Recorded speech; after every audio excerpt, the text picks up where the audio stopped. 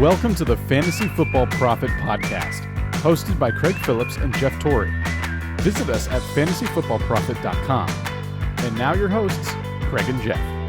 Welcome everyone to the Fantasy Football Profit Podcast. I'm Craig Phillips, joined as always by Jeff Torrey, and today we're talking Week 9 waiver wire and a little bit about the game that just wrapped up, Dolphins-Steelers. So let's just start out Dolphins-Steelers, get this thing out of the way real quick. Dolphins actually jumped out to a little bit of a lead, showed a little bit of, they could play maybe, they want to win maybe, and then they decided, no, they want the number one pick. So they went back to being the Dolphins and got kind of ugly after that, but I don't know. Not many takeaways from this game.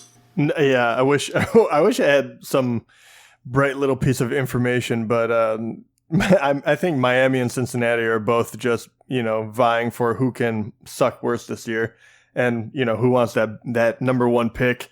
Because, yeah, I thought maybe today was the day. If they really had a shot against a young quarterback, getting out to an early lead, you're playing Fitzpatrick, so you're not even, trying to develop a QB. I mean, it is Tua all the way for these guys.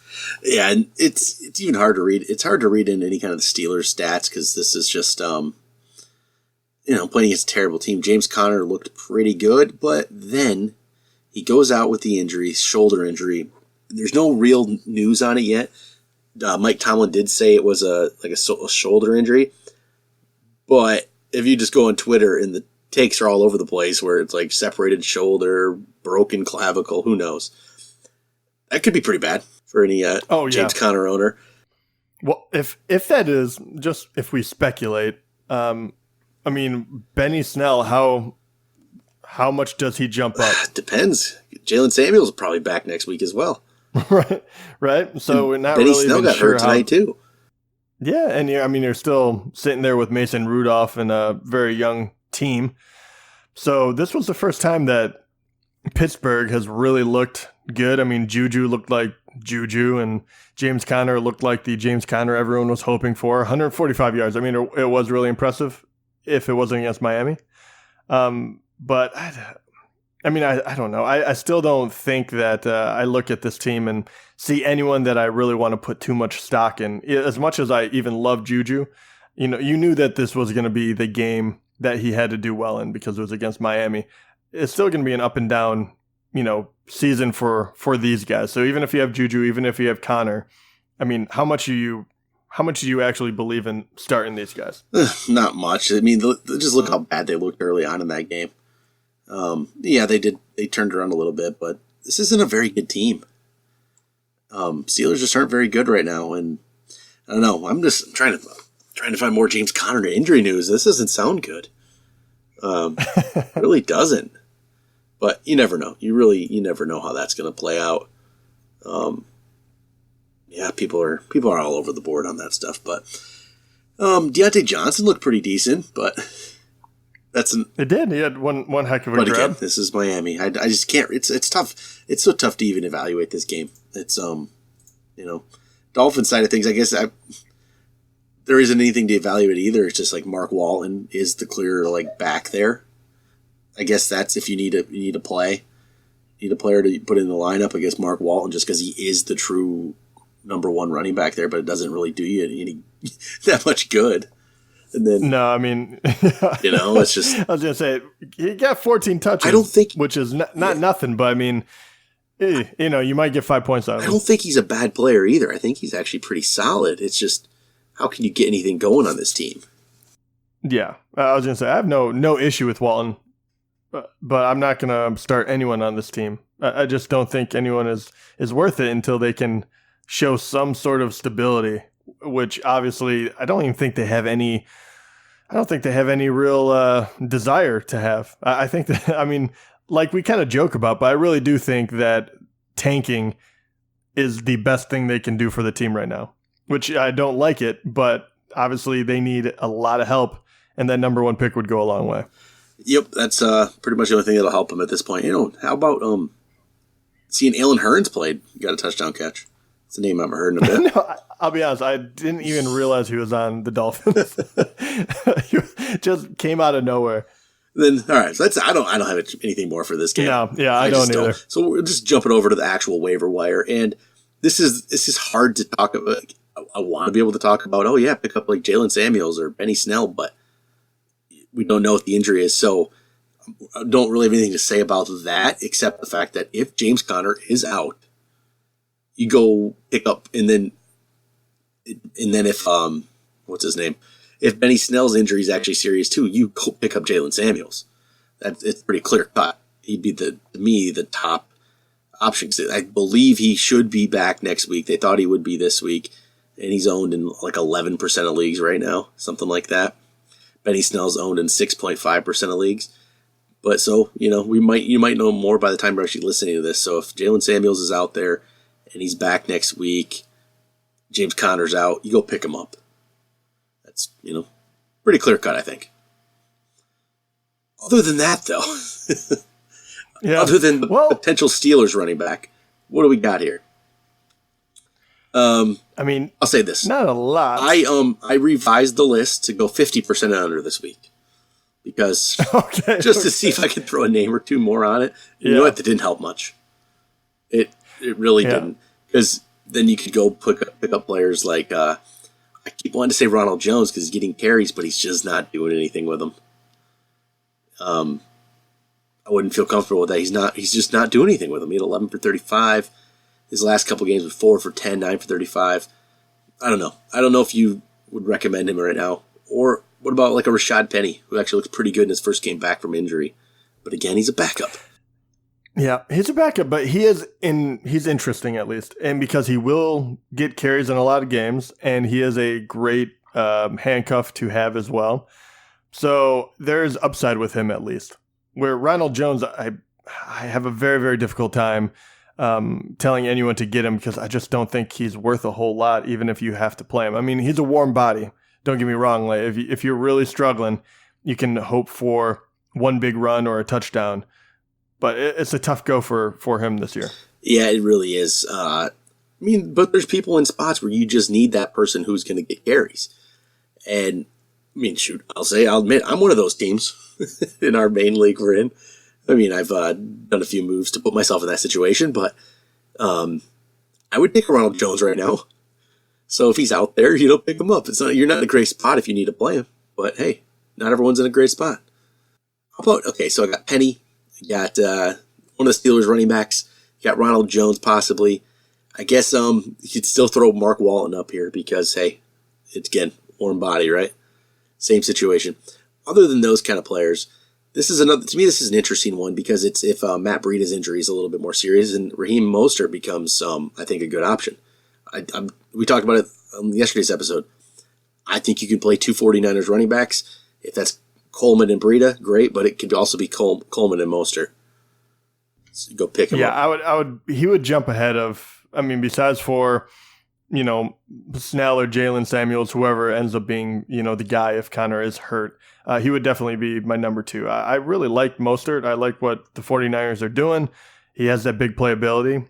So I think he does have a lot of upside. If, that injury, even if it only holds him out a week or two, that would be great for someone that needed a running back.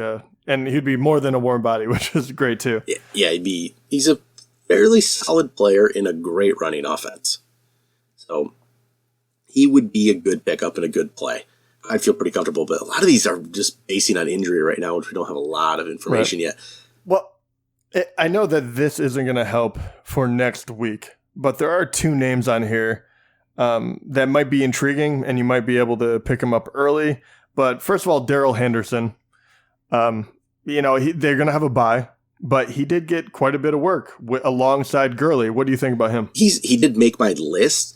A lot of it was at the end of the game, but it's still there. And this is another player where if looks like now if Gurley were to go down, and there's no sure thing that Gurley's going to, ever make it through a season, obviously, at this point, Henderson steps in and can probably do pretty decent. But, most of it was at the end, like in the fourth quarter. Why Gurley just never came back in, I'm not sure. It looks like they had the game wrapped up. They weren't concerned about the Bengals. So, but yeah, Henderson for sure. Then I guess the other name you're going to throw out here is Darius Geis. Yeah, and I was gonna let you talk about him. He is your guy, and Craig was bringing this up before the podcast actually. So take it away. I mean, Geis to me is a really great prospect, but now with back-to-back years of injury, this one isn't as serious though. The big story becomes though, they're not a good team, so do they want to come back and really, play him a lot? But that's a question. But I think they do because they don't know what they have in him yet. How much have you really seen from Darius Geis? You've seen, one preseason game last year, a couple preseason games this year, and then maybe a preseason game this year and then one game. You haven't seen anything. He looked really good 2 years ago in that preseason. And he had one good preseason game this year where he looked really good. Yeah. You need to see more from him. He can come back week 11, so you're not going to have him for the next 2 weeks, but this is probably when you go pick him up. If you have a spot on your bench, he'll come back, he'll play the Jets, he'll play the Lions, who haven't been very good against the run, and he'll have an opportunity to, maybe show what he can do. I mean, they know what Adrian Peterson is. This team's out of it. They don't need to see Adrian Peterson. They need to see what Geis can do. They're not going to go overload him with a bunch of carries, but he could be an interesting option if he could actually get healthy. And the thing is, if he's healthy, he's going to be fresh, which a lot of these people aren't right now. I just feel like there could be something to that. And go pick up Geis. And I mean, there's not many options here that can really do something for you. Geis is one that actually has real potential and real talent. So that's why I'd like to make that move. Then after that, though, I don't have a lot. It's, again, to me, it's gonna be running back handcuffs. I think that's the place to go next. And Madison, Pollard and Madison, exactly. Madison and Pollard. I do not understand why Alexander Madison is only rostered in 17.6% of leagues, because he is a Dalvin Cook injury away from being a top 10 running back. He will clearly be top 10 right away if Cook goes down. I mean, we don't think Cook's going to go down, but you just don't know. Right. There's not many guys that can just completely step in and be that top guy, but Madison is one of them. Pollard is another one, really, I believe.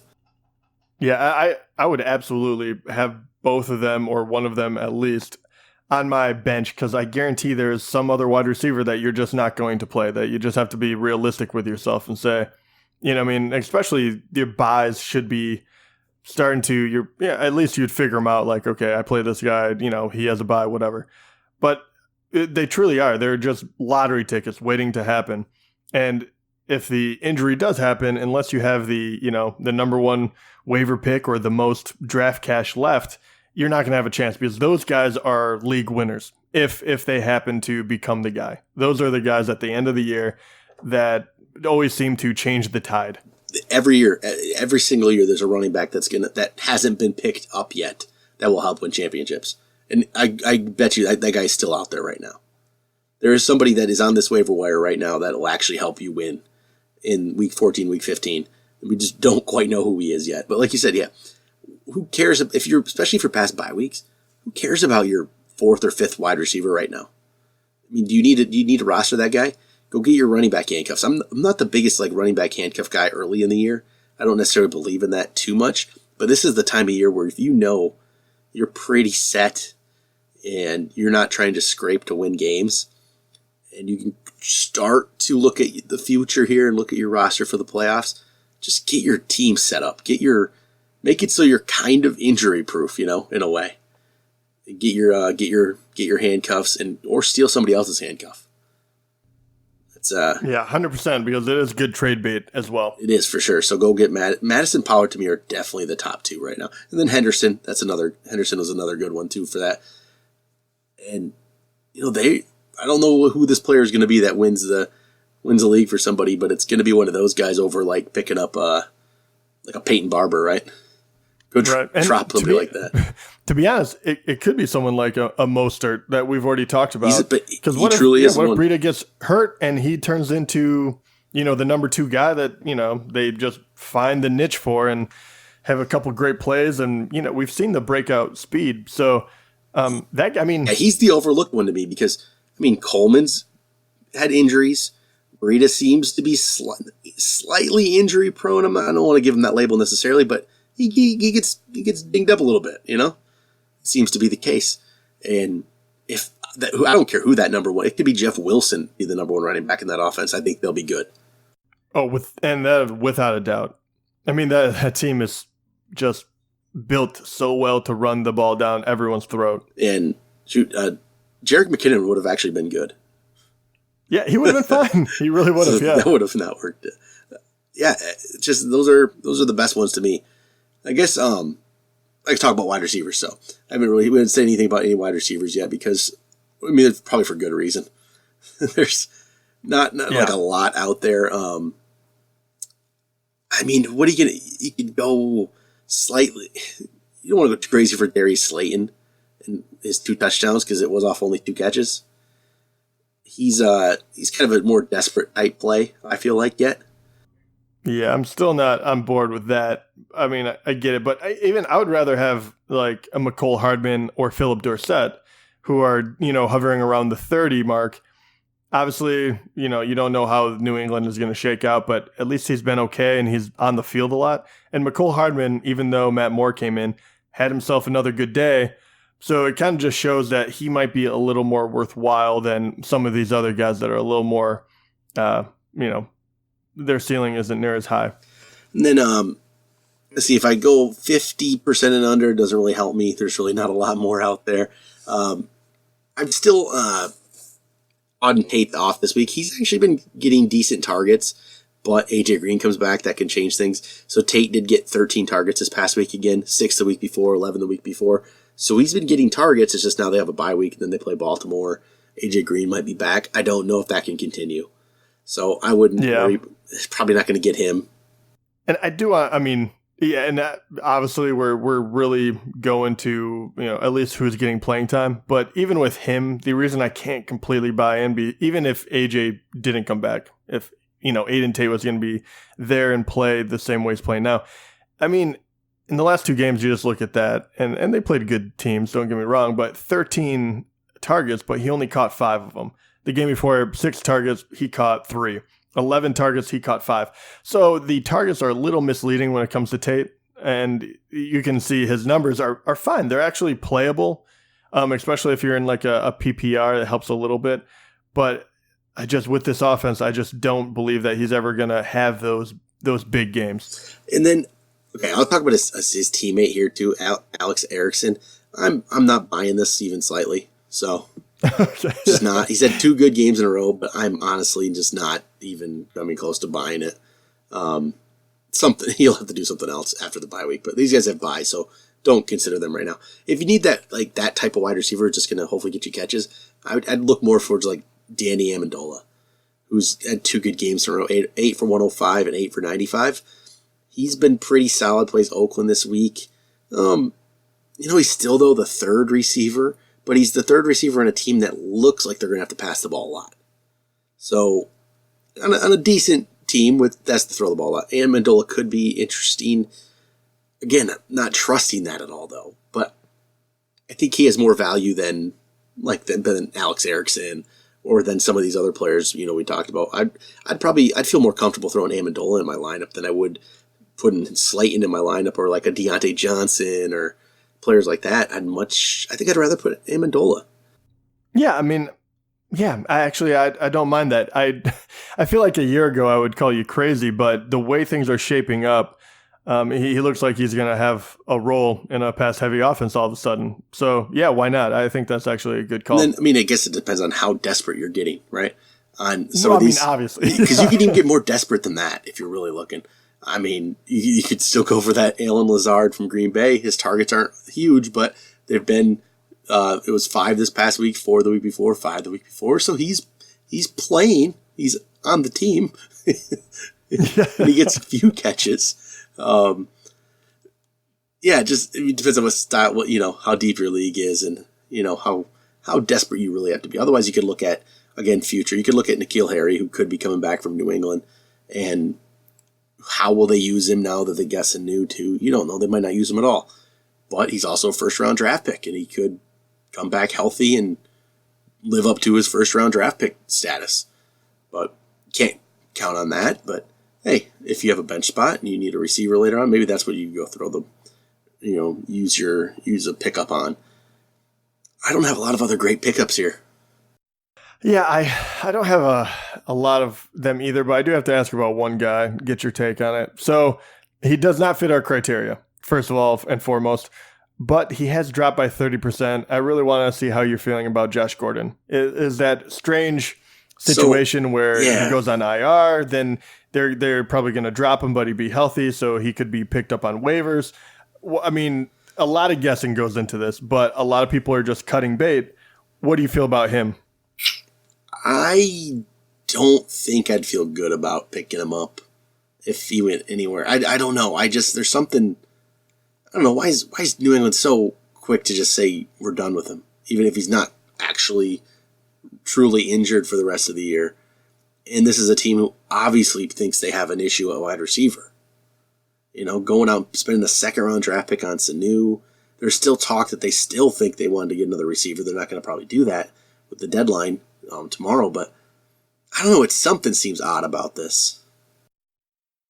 I mean, it does, but I mean, we just went through a bunch of players that, so if you did have the extra spot, I don't feel good about that. If something is actually going to occur where he's going to be a viable option, but we've seen what he can do on a bad team before. I mean, this was way before it was years ago, right? And when he was on Cleveland. But you almost wonder that on a bad team that, maybe he wasn't running the right routes, or he wasn't a great blocker, or he just didn't fit the scheme that New England likes to play. And that's why they went out and got Sanu, who is, very comfortable in that kind of backup role, doing whatever you need to do kind of position. I do wonder if he went to a bad team that has to throw a lot. Like, I'm trying to think of something that would make sense, and I can't off the top of my head because that's how difficult it is. But you wonder if, just lobbing it up to him a few times a game could actually be beneficial to his bottom line. I would say if you have a bench spot and you can you're dropping nobody to get him. Yeah, it's worth it's not even a risk then.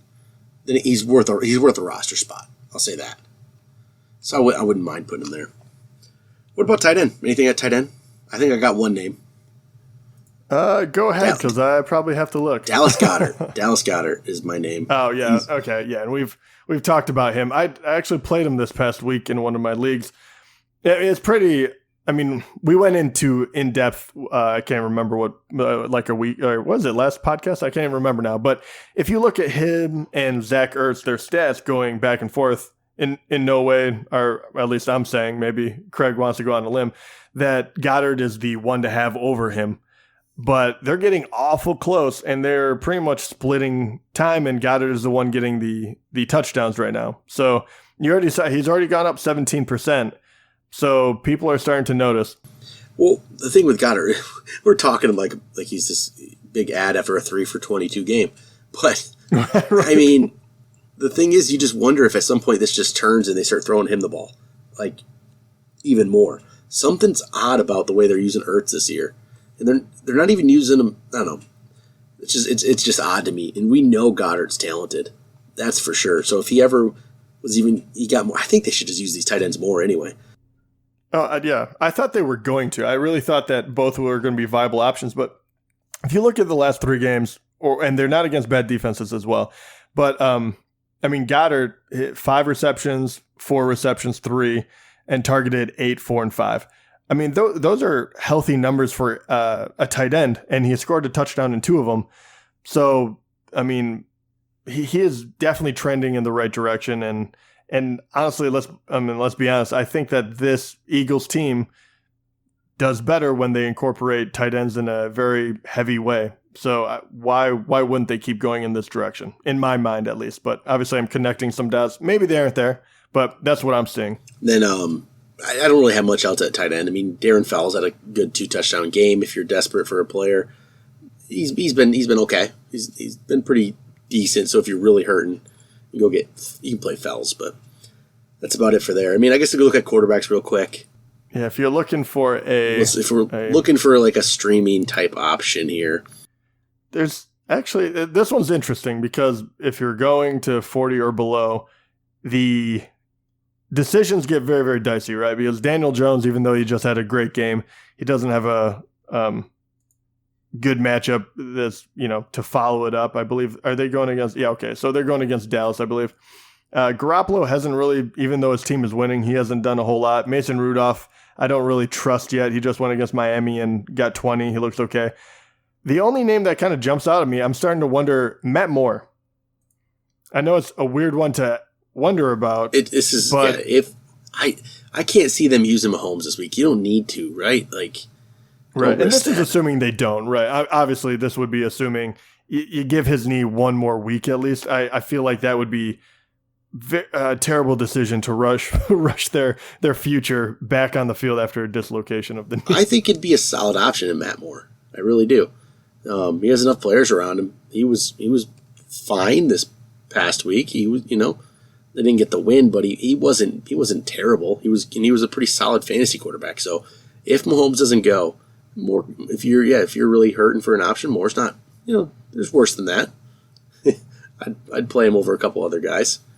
Then if we jump the list to 50%, let's say, okay. then we got Minshew there, still there. Yeah, you go play. Yeah, and actually, who is he playing? Against Houston. Yeah, and I think that's fine. I don't have any worries about that one. I think he is another good play. I mean, you look at his game log. I mean, is incredibly good. It really is. He has one bad week against New Orleans where he got 4.6. But other than that, I mean, one other game he dipped below 20, in week 2. I mean, that's pretty incredible from an unknown guy. Yeah, not bad at all. So Minshew would be a play there, I think, for you. Yeah, not much else. You see that Joe Flacco is going to finally be out. We finally get to see Brandon Allen, a guy we didn't know about until a couple weeks ago. I didn't even know his name was. So, yeah, no. God, that's not good. I can't make that any worse for Denver. Yeah, I don't know. Maybe it gets better. We'll see. But, all right, I think that is going to do it for, week 9 waiver wire. We'll be back with some rankings episodes, start sit questions. If you have those for us, get them in to us at fantasyfootballprofit@gmail.com. Or check out the Instagram page and message us there. It's Fantasy Football Profit. But that'll do it. Talk to you guys next time.